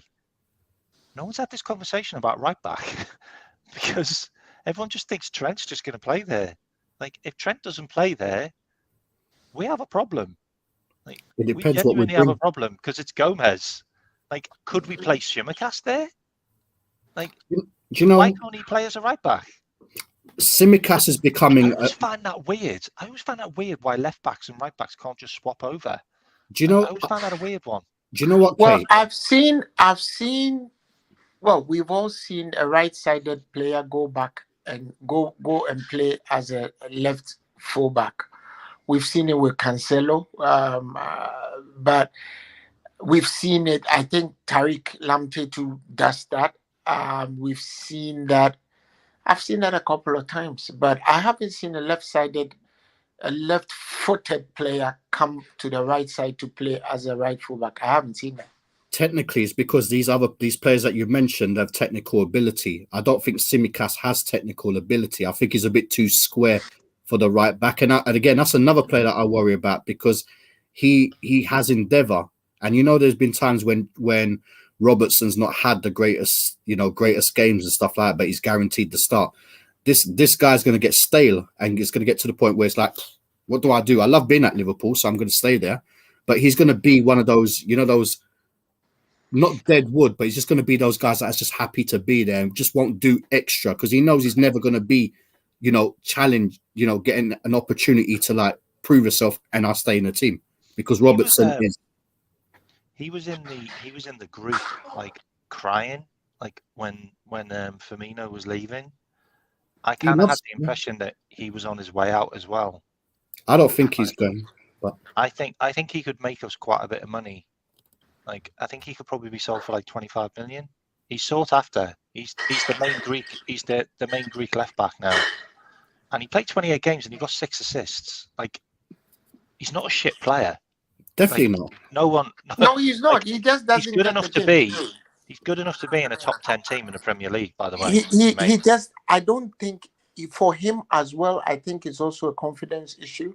I don't think he gets enough games to be like confident in what he's doing, because some of the mistakes he makes when he's on the pitch is just to do with the fact that he hasn't played enough games. And we should also address the Robertson question, because I think he was as bad as any player who played badly in our team last season, but for some reason nobody mentions it.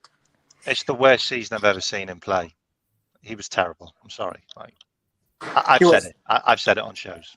It was a complete disaster. I mean, and like some of the times when he bombs forward, you would think he was just trying to run right out of the stadium into the dressing room. I don't know where the hell he was going. I don't know where he was running to as well. Yeah, I don't know I where agree. he was going. Sometimes he ran offside, like ahead of the striker offside. Not and sometimes, you're like, almost all I the time. don't understand where you're going. Like you never scored a goal. You missed so many open chances. Do you remember the goal we conceded against Man City, the equalizer? He ran ahead of himself and he slipped when he was coming back. Yeah. Yeah. So I mean, he's one of the players that we actually should be looking to move along. But hey, that's me. Also, the goal we conceded against Tottenham. He's one of the Talk players we about should that, be where looking to he move along. ran past Harry Kane. We need him and left him on his own. We need, you know what we need? We need to be able to. I mean, I agree with you, Uncle Albert, with like maybe not because he's a crap player, but I think we should be able to. We need variation. We need variation. We know we could potentially start in a 3-2-2-3 formation, or 4-4-2 formation, or a 4-3-3 formation, and have the players on the bench. Like if, for example, we play a 3 at the back, we need obviously like an established 3. But if it's not going well in games, obviously you can bring like a Robbo in and stuff like that, and then go back to a 4 or something. But we do need variation, and only the manager can have that. He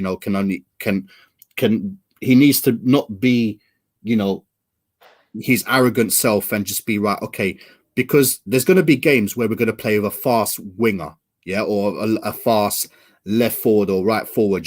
Someone like, for example, let's just say like a Simicas or Robertson, who I don't think is pacey at the back. They're going to struggle. You know what I mean? We just need variation and players that can play in systems that has been needed per game. Every game is different with different threats. We just need to be picking the players for that game. Remember the Arsenal match. Hang on, let me just let someone in. The Arsenal match. Remember, hey, that's the Chris. Remember the Arsenal match, right? The second goal we conceded at Anfield. I mean, how does Gabriel Jesus outjump our left fullback? I mean, he outjumped him, and he had all day. He could have written a letter whilst he was up there before he headed the ball. You could talk about the first goal as well, because Robbo was at fault for that. Exactly.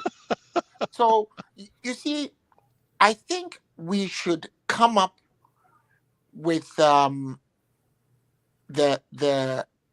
aircraft maintenance model, right? Or a hospital maintenance model. Let's not wait until the oxygen tanks are depleted before we change them, because it can cost lives. Let's not wait until the nuts and the bolts and the welds in the aircraft are split wide open due to wear and tear before we change them, because it could happen in the air. Would you want fan blades to have stress strain problems when you are in the air? Would you want that to happen? We seem other teams, the teams that are doing well these days, the Man Cities, the Real Madrids of this world, they don't wait to move players on. Look at what Pep did with Cancelo. That's a classic example of ruthlessness that works in the interest of the team. One match, Mo Salah turns the guy twice, and that's it. Pep decides you're going. You know, we have to adopt some of those things. The huggy, kissy poos are too much, right? I mean, I don't. the thing that annoys me as well is even Arteta at Arsenal was ruthless. Like, Absolutely. Arsenal are never ruthless. Yeah. Even he turned around and went, right, you're out of here. And he got Right. rid of loads of players as well. I don't want my manager with his arms around his players all the time. That says something about him. Do you want to jump in? Do you want to jump in, Chris, while it's quiet? All right. So it's not quiet, but do you want to jump in? Yeah. So I just started hearing the conversation, so I don't know where you guys are at right now. We're at our defense, and Okay. with the so obviously the option is to go back to tried and tested, which is the back four.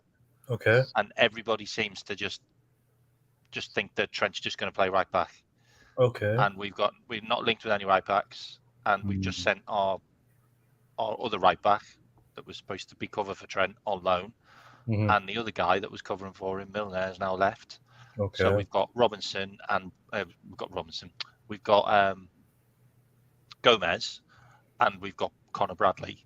Okay. And then the left side, we've obviously got Robinson, and we've got Shimakash, so we've just been talking about them. But if we go to a back three, the big issues really are there on the left-hand side. Yeah, so we have got a left side of centre. I think currently how we're constructed at the moment, I think we're better at it currently, not based on what ifs, buts. Like with the players we have now, I think it makes a bit more sense to play a back three because of how you said it, right? We're not linked with a right back. I think I did hear something about Simicast playing on the right hand side. I could see that happening. Yeah, that was me. Yeah, I just thought, is that an do option? see that. Yeah, I do see that happening. And that's where I'm confused. And I guess you guys were mentioning about the huggy and the this. I don't want to downplay it, but the family aspect of the club, this lovey-dovey type thing that the club has going on with certain players, like the kissy poo. Yeah, Simicast should have been playing more minutes. It's the holidays away, didn't they? Like all go away to Barcelona as well, like after. Yeah, like and I understand that aspect because in life, right? Like that's how you build stuff up, right? You build up stuff with building up relationships, Team right? bonding, right? But this is something that you do when you first come in. You understand? We're in a so this is why a lot of fans I think have a bit of frustration in regards to FSG as well, right? So in regards to like this we hit the mark, right? The $30 to $40 million player. That's our aim. It's always been our aim, right? Which is good. It's worked out for us, right? But it gets to a certain point where when we're and this is where fans have a frustration is that we're in the pinnacle. We were at the pinnacle, and we could have held on, but we didn't. And now we're in a place of playing catch up now. And these $30-40 million projects, because that's the normal range now for projects now is $30-40 million players or projects because of the market. We don't want that because you look at the success of Manchester City. You look at the rising of out of nowhere. Arsenal's starting to invest now, when they for years they haven't invested. You look at the threat of Newcastle now. If we don't get, so we could do the $30-40 million player, but we have to do the right invest. We have to pick the right $30-40 million player to at least be able to hold on to where we're at in our development type thing. So it's a bit of a headache, to be honest. But in regards to the defense, I think currently constructed, I think it does work to go a back three.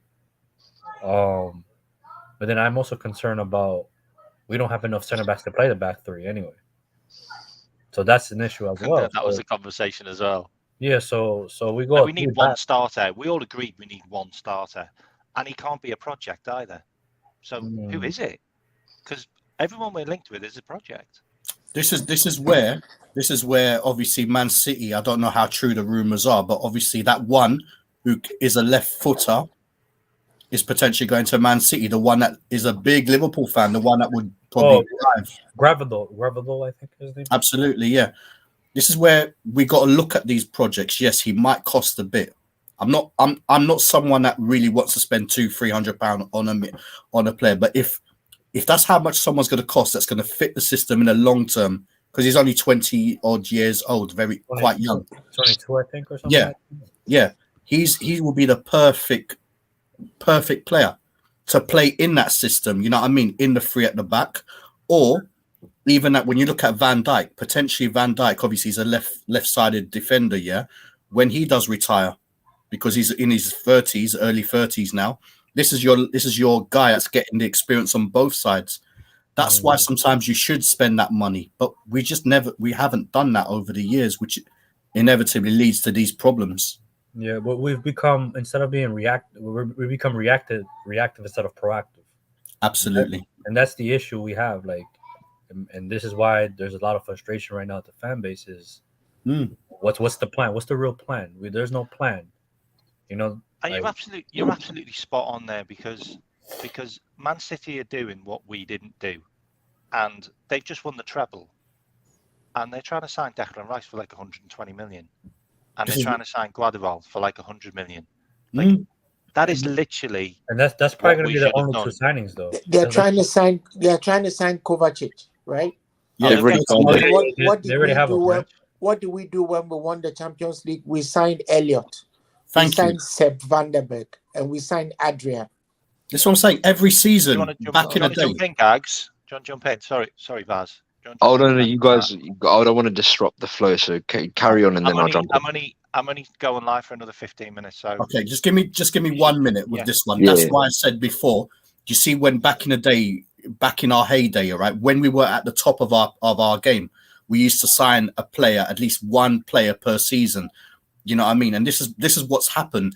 Man City have lost, they've lost Gundogan, they've lost, other players. They've just basically replaced them with good quality players to keep the flow going.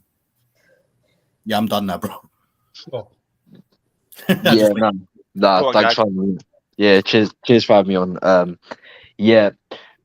Well, based on what Chris has said and what everyone has been saying, I've actually said this numerous times. On Jamie Phillips' show specifically as well. The culture needs to change from top to bottom. I mean, from the ownership all the way down to the recruitment team, to the manager, to the fans. Literally, the whole culture needs to change, because until that's done, we're just going to be stagnant. And it's got to the point where I think since 2020, since we won the league, that's where we kind of cracks started to appear. But because we just come off such a high of winning the league and the Champions League back to back, like, some people weren't really didn't have that foresight until obviously the season just gone. And I'm at the stage where with Liverpool, it's a club that I love dearly, but it's not a club that I currently like, and it just is what it is, to be honest with you. And touching on the profile of players that we're signing, your project players are fantastic when you're building to get to the top, but once you're at the pinnacle, you can't. And if you want to compete year in, year out, especially against the City ownership and now Newcastle and United if they get taken over. Not just if they get taken over and splash the money, if they get the right structure, because money without structure, you might as well forget about it. It's going to be a problem. And the thing is, with this type of profile of players we get, we kind of need to mix up getting the project players and the ready-made players. And a lot of people misconstrue ready-made with world-class and stars. Not every single ready-made player is a star, so and so. But there are great ready-made players out there that are there to win now. Yeah, you're going to have to pay a premium for them, for some of them, but if they're the right player, then by all means go ahead and get them, and it'll put us in better stead for future transfers. I mean seasons ahead, to be honest with you. But as I said, the culture just needs to change, because it's not conducive to sustain success. So yeah. Does the culture need to change with the fans as well, though? Because I we seem mentioned to from be FSG to the like, fans, top to we bottom. seem to be like expecting like these world class £100 million players. It's just never going to happen. Let's be honest. Like, Yeah, but that's why I mean it needs to change, because the thing is from top to bottom, so from the ownership all the way down to the fans, because at every single stage we're just enabling it. So FSG enables Klopp, are just enablers of Klopp. Klopp and the recruitment staff are just enablers of FSG, and then the fan base are just enablers of everything that's above them. So that's what I mean, from top to bottom it needs to change. Because what if it's all good one aspect changing, but if it doesn't change throughout.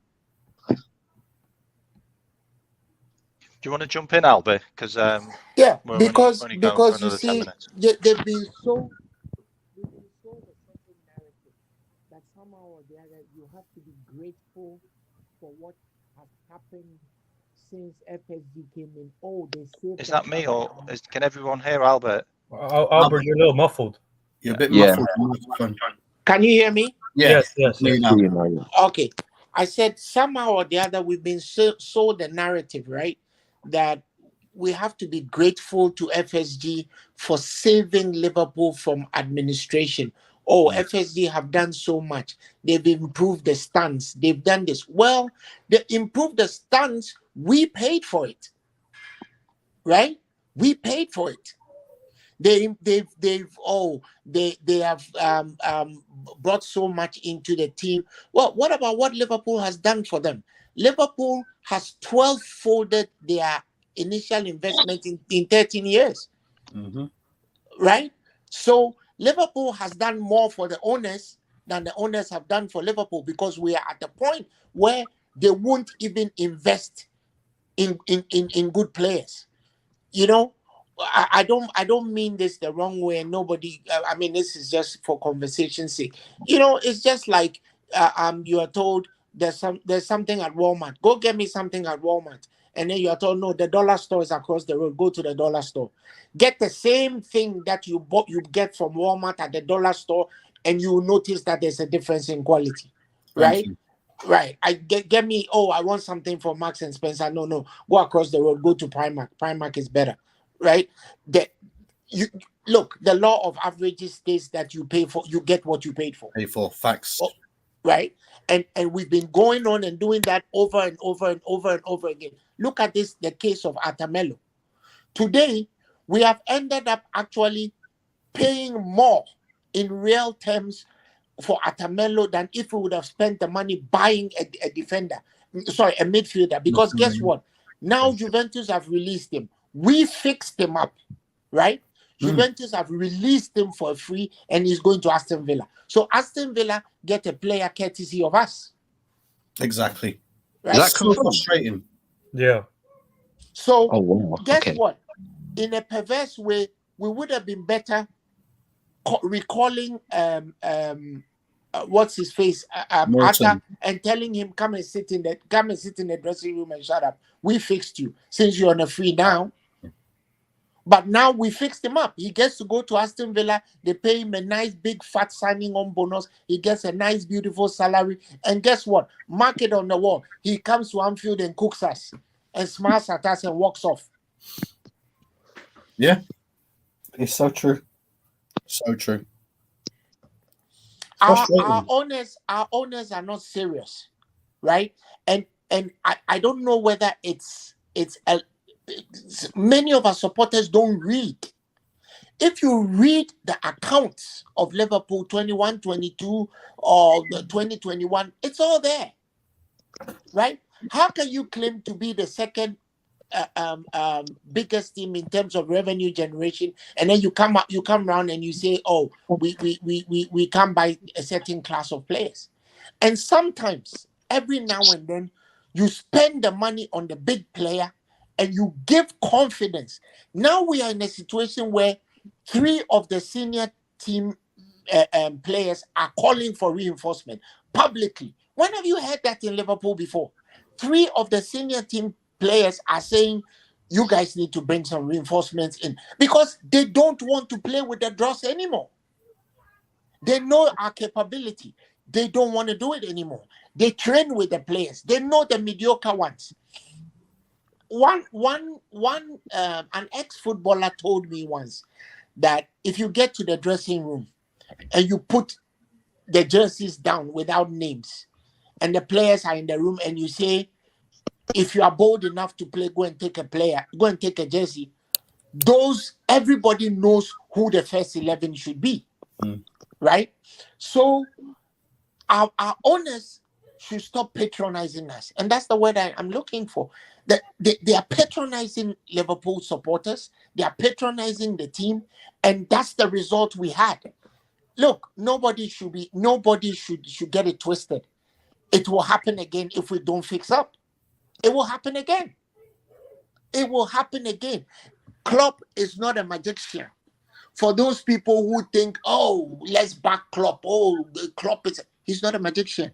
He can only work with what he's given. And he himself should stop the overconfidence. He should stop the arrogance. He should stop thinking that he can, excuse me to say this, he can turn water into wine, right? Because it does, life happens. It doesn't always happen that way. So if we're not careful, we'll end up next season where we were, same place, if they don't fix up. Can I just share this screen just before we finish the feed? So, I mean, I totally agree with everything you said there, Albert. I also want to bring up just a little bit more information about FSG, because everyone seems to think FSG is just John W. Henry. It's not. It's a lot of other people as well. So I'm just looking at this information. This is from the Liverpool Echo, by the way, this year. So they've obviously done their research on the actual board of FSG, just in case people don't know who these people are. So these are actually the investors of Fenway Sports Group, which is what FSG is. Okay. I mean, it's just like the whole Chelsea thing, like the Todd Bowley consortium. Like, there's loads of people that are involved in that. So there's Americans and there's also Saudi Arabians, in case anyone didn't know. So yeah, exactly. So it just covers a little bit more about the fact that we have got money. There is money there, but there's money in people. So we have to ask for the money from people. So just for example, this guy is the most wealth out of FSG, who is Theodore Alfond, and he's like part of the Warren Buffett shoe company, yeah. And then his brother, so these are both worth 2.5 billion each. And then you got Michael Egan, who's worth 12 million, which is not a lot. It's not a lot. Patrick Egan, 13 million. And this is what I'm trying to get at. There isn't many people in the group that have money that they can readily spend on a football club. Okay, Patrick. All Egan, their monies are 13 tied in million. assets as well. Yeah, exactly. David Ginsberg, 4 million. Josh Jacobson, 5 million. You know what I mean? And then some of these are like just unknown. But K-Mack, Liverpool is an entity in and of itself, off of its own. Exactly. So nobody takes a bag. Well, somebody apart from PSG, nobody takes a bag of money and uses it to buy a player, right? You have to get a facility. That facility has to be funded. Liverpool is actually the only team in the EPL that's our main sponsor is a bank. Stanchart is one of the biggest banks in the world. They've been banking since slavery, right? So they can't pretend like they don't have access to funding. That's also another thing. When you buy big players and you really want to talk about amortizing even the cost of the players, what it costs you to buy the players in terms of even commercial sponsorship, buying merchandise and stuff, how long does it take you to amortize those? If we are really serious, buying big players when we need to shouldn't even be a conversation. Liverpool used to do that. We bought Dean Saunders. At the time, it was a world record fee. 2.9. 2.9 million. We bought Aquilani. We bought Ian Rush. That's what immediately comes to mind. We paid 640 something thousand pounds for Ian Rush. At the time, it was a world record fee. So let's stop pretending like we don't do that, because that's not true. That's just not true. We put the money when we need to. Sorry? We used to put in the money back then if we needed the player. It's just these guys and their list and their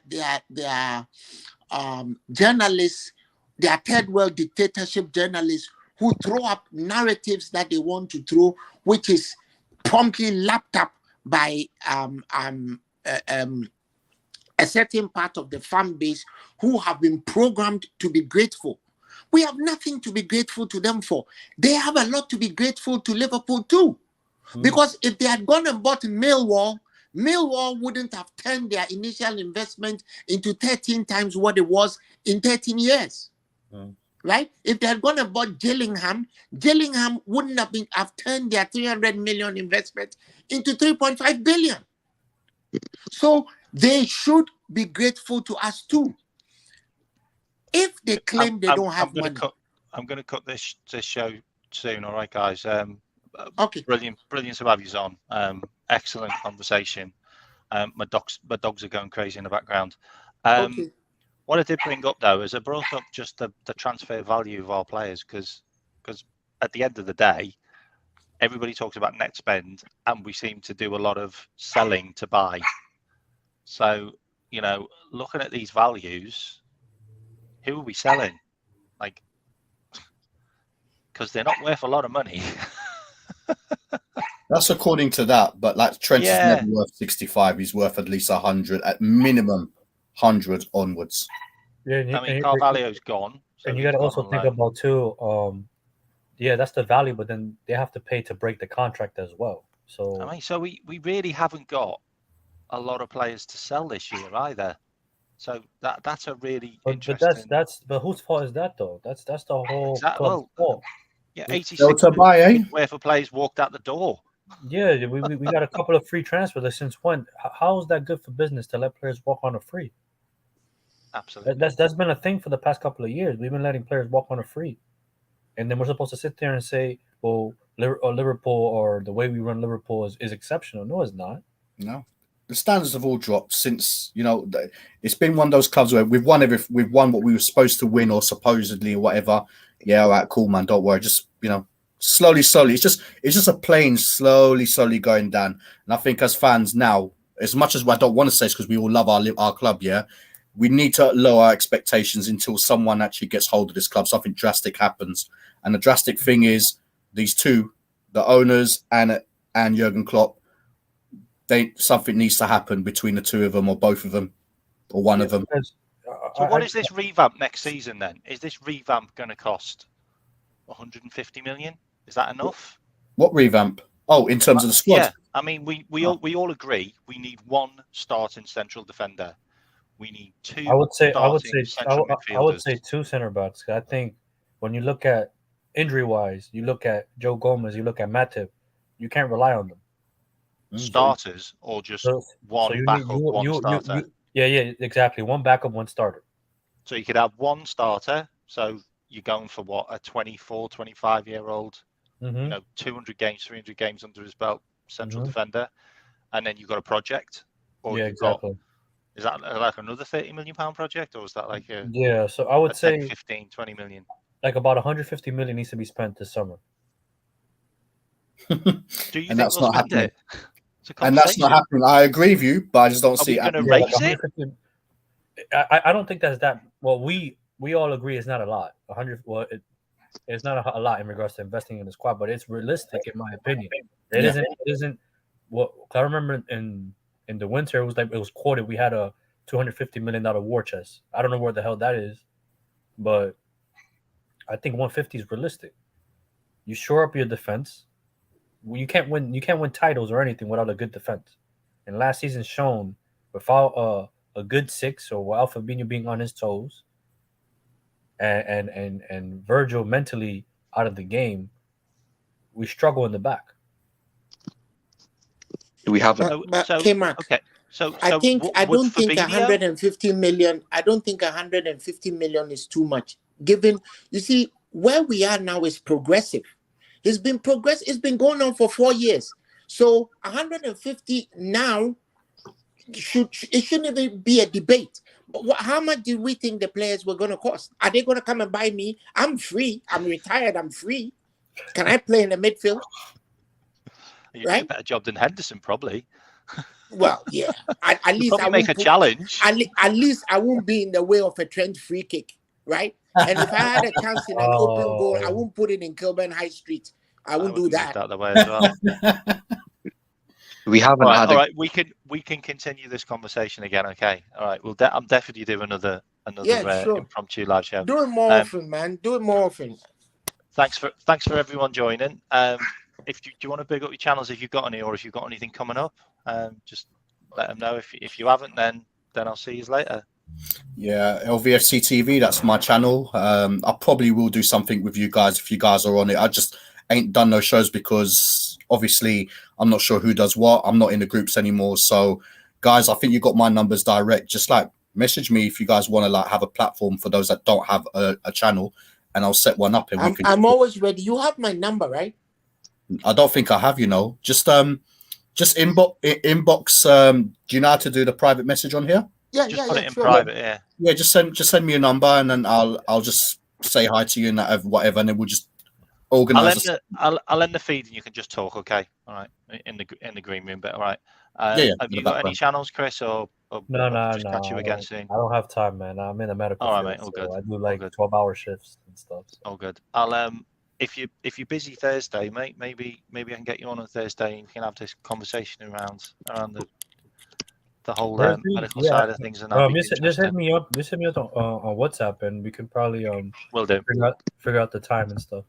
Will do, mate. And Gags, always a pleasure, mate. I'm glad I got you to say something.